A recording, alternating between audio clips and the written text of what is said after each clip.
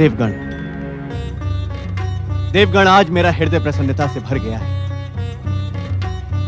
स्वर्ग के प्रति, स्वर्ग की सुरक्षा के प्रति आप सबकी एक निष्ठा को देखकर आज इंद्र धन्य हो गया। नारायण नारायण। देवराज, तनिक ध्यान दे। देवगण स्वर्ग की नहीं, संसार की सुरक्षा की बात कर रहे हैं। इससे क्या अंतर पड़ता है देवर्षि? स्वर्ग है तभी तो संसार है। नहीं देवराज नहीं, संसार है इसी कारण वो स्वर्ग है, अन्यथा नारायण नारायण। व्यंग के अतिरिक्त आपके पास कोई अन्य शब्द नहीं है हमारे लिए? यदि आप अपने स्वार्थ पर अंकुश लगाएं, उचित बात करें, तो आपकी प्रशंसा के शब्दों का भंडार है मेरे पास। नारायण नारायण। परंतु देवगण, आप भयभीत ना हो। उचित अवसर पर स्वयं हम कुंभकर्ण को इच्छित वरदान ना देने का परमपिता ब्रह्मा जी से निवेदन करेंगे। विश्रवा के पुत्रों, ध्यान से सुनो। वैसे परंपरा तो यही है कि सर्वप्रथम ज्येष्ठ को वरदान दिया जाए, किंतु आज मैं उसका पालन नहीं करूंगा। ऐसा क्यों परमपिता? इस कारण कुंभकर्ण के ब्राह्मण कुल में जन्म लेकर भी तुम्हारे और रावण के भीतर अपनी माता कैकसी का रक्त उबलता रहता है। हम तुम दोनों के राक्षसत्व से अपरिचित नहीं हैं, किंतु तुम दोनों के अनुज विभीषण का मन सदा भक्ति और धर्म में लगा रहता है। तो क्या सर्वप्रथम आप विभीषण को वरदान प्रदान करेंगे? हाँ विभीषण, तुम अपना इच्छित वरदान हमसे मांग लो। किसी के मन की बात आपसे छिपी नहीं है परमपिता। आप मुझे मेरे योग्य वरदान प्रदान करें। ये सुनकर हम और भी प्रसन्न हुए विभीषण। सुनो विभीषण, आज के पश्चात भयानक से भयानक विपत्ति आने पर भी तुम अधर्म के मार्ग पर नहीं जाओगे।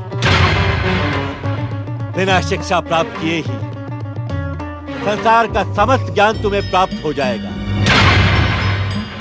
संन्यास न धारण करने पर भी संसार तुम्हें धर्मात्मा और ऋषि कहकर पुकारेगा।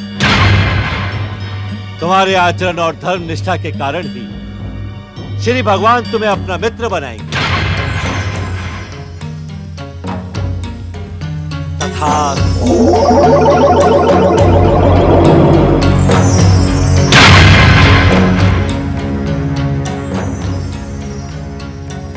मुझे मेरा इच्छित वरदान प्रदान कर आपने मुझे धन्य कर दिया है परमपिता, धन्य कर दिया है।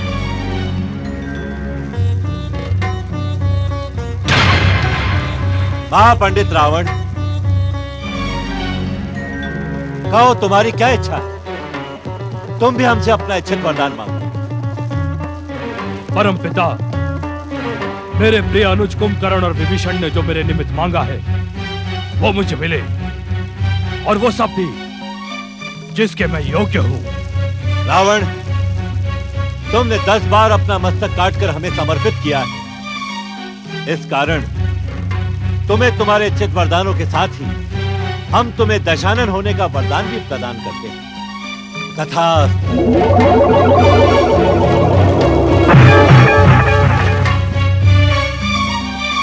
आपने इच्छित वरदान प्रदान कर मुझे धन्य कर दिया परमपिता। आपको शत शत प्रणाम।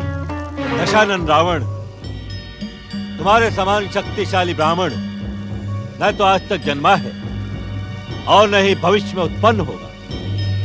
किंतु किंतु क्या परमपिता?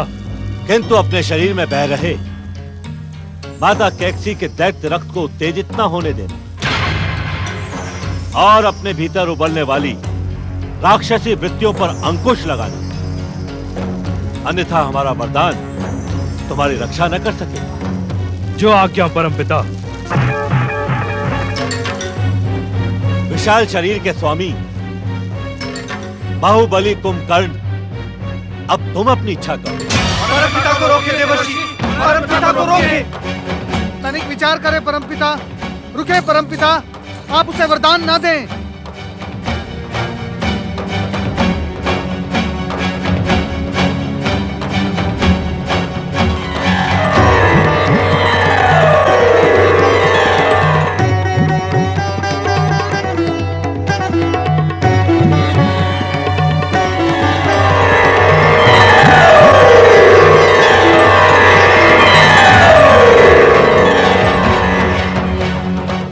क्या बात है नारद? तुमने एक तपस्वी को वरदान देते समय बाधा क्यों उत्पन्न की? ये बाधा नहीं परमपिता, लोक कल्याण और संसार की रक्षा करना नारद का परम कर्तव्य है। अर्थात इस संसार का कोई भी रहस्य आपसे छिपा हुआ नहीं है परमपिता। भयानक शक्तियों से संपन्न कुंभकर्ण ने तीनों लोकों में बिना वरदान प्राप्त किए ही उत्पात मचा रखा है। हाँ परमपिता, एक बार भूख से व्यथित होकर यह दुष्ट स्वर्ग की 7 अप्सराओं को खा गया था। इतना ही नहीं परमपिता, इसने स्वर्ग के 10 सेवकों को अपना निवाला बना डाला।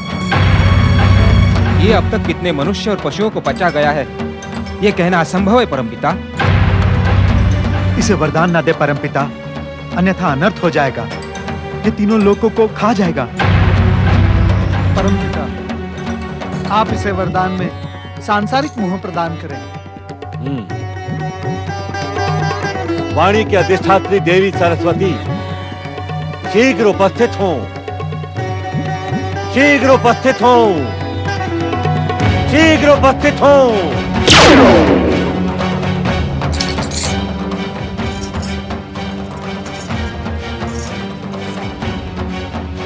कहे स्वामी, मुझे क्यों स्मरण किया? वाणी की अधिष्ठात्री देवी सरस्वती, मैं इस समय अपने कर्तव्य के धर्म संकट में फंस गया हूं। यदि आप सहायता करें तब इस विशाल शरीर के स्वामी भयंकर कुंभकर्ण से तीनों लोगों की रक्षा होगी। सहायता नहीं स्वामी, आप आज्ञा करें। आपकी आज्ञा का पालन करना तो मेरा धर्म है।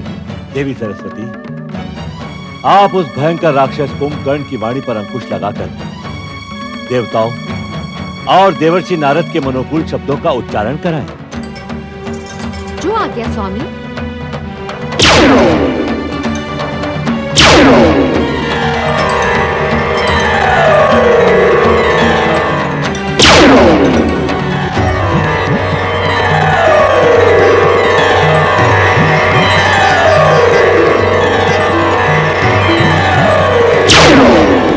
महाबली कुंभकर्ण, तुम किस सोच विचार में पड़े हो? शीघ्र ही अपना इच्छित वरदान मांग लो। हे परमपिता ब्रह्मा जी, आपकी कठोर तपस्या से मेरा शरीर थक सा गया है। मैं विश्राम करने का इच्छुक हूँ। आप मुझे ऐसा वरदान दें कि मैं अनेक वर्षों तक सोता रहूं। निद्रा काल में ना मुझे भूख का आभास हो, ना प्यास का। तथास्तु।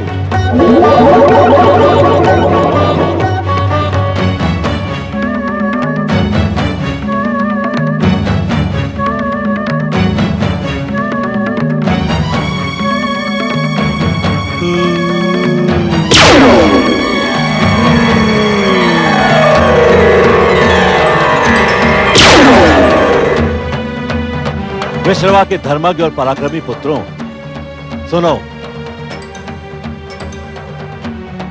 जब तक तुम तीनों के मध्य स्नेह, प्रेम तथा मित्रता रहेगी, तब तक संसार की कोई भी शक्ति तुम्हें परास्त नहीं कर सकेगी।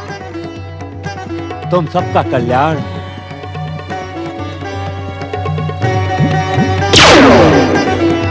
परम पिता ब्रह्मा जी एवं माता सरस्वती की जय जय जय।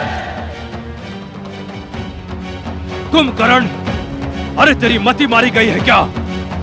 मूर्ख, तूने कैसा मूर्खता का वरदान मांग लिया? इतने विशाल शरीर के स्वामी होने के पश्चात भी तेरी बुद्धि लघु है। इस समय आप मुझसे वार्तालाप ना ही करें श्रेष्ठ, मुझे घोर निद्रा आ रही है। मध्यम भैया, ओम नमः शिवाय, ओम नमः शिवाय, ओम नमो भगवते रुद्राय, ओम नमो भगवते रुद्राय, ओम नमः शिवाय। त्रिलोकीनाथ भगवान शिव शंकर की भोलेनाथ, आपने मुझ जैसे शूद्र प्राणी की प्रार्थना पर मेरे पौत्र रावण, कुंभकर्ण तथा विभीषण को वरदान के लिए ब्रह्मदेव को प्रेरित किया। इसके लिए आपको शत शत धन्यवाद। आपके प्रति कृतज्ञता व्यक्त करने के लिए ही मैं कैलाश पर उपस्थित हुआ हूँ प्रभु। ब्रह्म ऋषि पुलत्स्य, ब्रह्मदेव ने आपके पौत्रों की कठिन परीक्षा लेकर ही उन्हें वरदान प्रदान किया है, किंतु अब उनकी पहले से भी अधिक कठिन परीक्षा प्रारंभ हुई। मैं कुछ समझा नहीं भोलेनाथ। ब्रह्म ऋषि पुलत्स्य, रावण, कुंभकर्ण तथा विभीषण ने जिन दायित्वों को प्राप्त कर लिया है, उनका निर्वाह करना अत्यंत कठिन है। स्वयं ब्रह्मदेव ने रावण को सावधान किया था कि वो अपनी दैत्य वृत्तियों को नियंत्रण में रखे, अन्यथा उसका जीवन संकट में पड़ जाएगा। विश्वास रखे भोलेनाथ, मैं समय समय पर रावण को सत्कर्म, सदाचार तथा संयम पर चलने की प्रेरणा प्रदान करने के साथ ही आपके आदेश का स्मरण भी करवाता रहूंगा। अब मुझे आज्ञा दे भोलेनाथ। प्रणाम। नारायण नारायण। हम जानते हैं नारद कि तुम्हारी जिज्ञासा ने आकार लेना प्रारंभ कर दिया है। सत्य है भोलेनाथ, रावण के विषय में सुनकर मेरी जिज्ञासा ने उसका भविष्य जानने के लिए उत्सुक होना प्रारंभ कर दिया है। रावण का भविष्य अत्यंत उज्जवल है नारद। वो पृथ्वी के समस्त 7 द्वीपों तथा ब्रह्मांड के अनेक ग्रहों को विजय कर सभी का अधिपति बनेगा, किंतु उसका मिथ्याभिमान, कुनीति का मार्ग तथा उसकी कुचेष्टा उसके विनाश का कारण बनेगी। भोलेनाथ, मैंने सदा देखा है कि प्रत्येक महाशक्ति संपन्न व्यक्ति को अहंकार का रोग लग जाता है। ऐसा क्यों प्रभु? जीवन में अहंकार भी एक परीक्षा है नारद।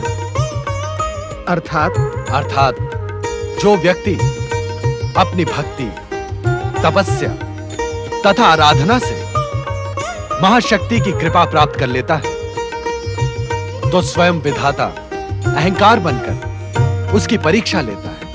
नारायण नारायण। अर्थात आप स्वयं अहंकार को प्रेरित करते हैं? हाँ नारद, अहंकार हमारा ही अनुचर तथा दास है। हम ही अहंकार को अपने भक्तों की परीक्षा लेने के लिए प्रेरित करते हैं। ये आप क्या कह रहे हैं भोलेनाथ? हाँ नारद, जिस व्यक्ति को अहंकार का रोग लग जाता है, उसका संहार करने में हमें परम आनंद की प्राप्ति होती है। नारायण नारायण। तो क्या पुलत्स्य ऋषि के पौत्र रावण का भी? रावण के भविष्य में ग्रहण लगने में अभी समय शेष है नारद। उसके लिए अभी से अपनी नारदीय लीला प्रारंभ न करो।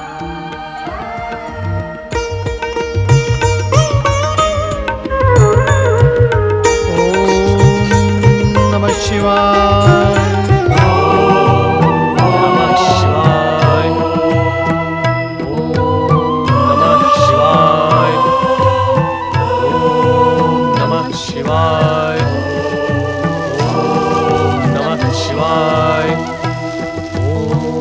शिवाय। ओम नमः शिवाय। ओम नमः शिवाय। ओम नमः शिवाय। ओम नमः शिवाय। ओम नमः शिवाय। ओम नमः शिवाय। पिताश्री, माताश्री, यदि आप प्रसन्न हैं तो मैं आपके चरणों में एक निवेदन प्रस्तुत करने का इच्छुक हूँ। पुत्र राम, भगवान शिव की आराधना करने वाले कभी अप्रसन्न नहीं होते। तुम निसंकोच कहो। मैं एकांत वन में जाकर शिव आराधना करने का इच्छुक हूँ। मुझे आज्ञा प्रदान करें। राम, शिव आराधना तो तुम यहाँ रहकर भी कर सकते हो। तुम्हारे पिता का यह आश्रम इस संसार का तपस्या के लिए श्रेष्ठ स्थान है। माताश्री, पिताश्री और आपके चरणों के समीप रहकर तपस्या का उत्साह एवं प्रतिफल द्विगुणित हो जाएगा। किंतु क्या पुत्र? भगवान भोलेनाथ के संकेत से मेरे मन में कठोर तपस्या का भाव जागृत हुआ है। आप सभी की स्नेह छाया में संभवतः मैं भगवान भोलेनाथ की इच्छा को पूर्ण न कर सकूं।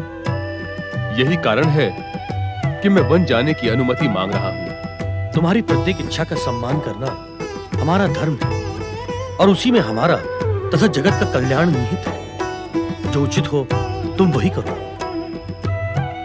हमारा आशीर्वाद तुम्हारे साथ है पुत्र। प्रणाम।